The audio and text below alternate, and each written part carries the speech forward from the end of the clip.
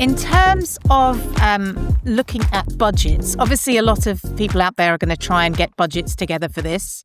We all know asset servicing budgets, probably not at the top of the list for most firms. Martin, I'll start with you. Are there any sort of tips you would give to teams trying to get budget for changes as part of T+1? Yeah, absolutely.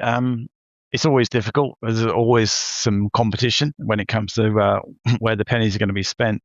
I think my one piece of advice would be make sure the strong business case is there and not be frightened to explain exactly what asset servicing brings to the organization in terms of value. It's so easy for budgets to be looking at development of something that's going to increase revenue, and I don't disagree with that. That's absolutely fine. But sometimes there is a requirement to make an investment to avoid loss of revenue. And that is where I see the potential is in the asset servicing world. It's a big part of what goes on from a issuer agent's perspective. We're seeing some pretty hefty deals.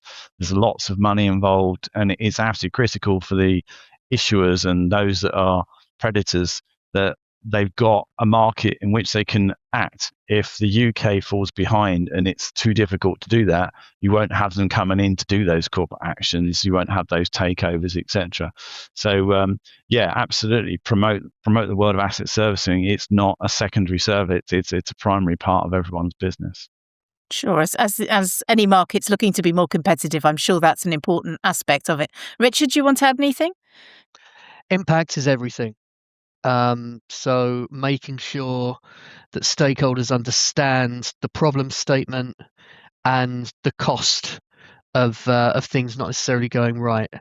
It's also important to not assume knowledge, and that's one thing I've learned on this T+1 journey.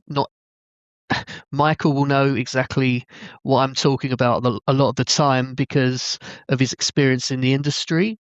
But some other parties won't necessarily know what, the kind of costs and complexities that we all deal with. So it's about getting that complexity and making sure it's simplified and well understood to really have the best success at trying to get your budget.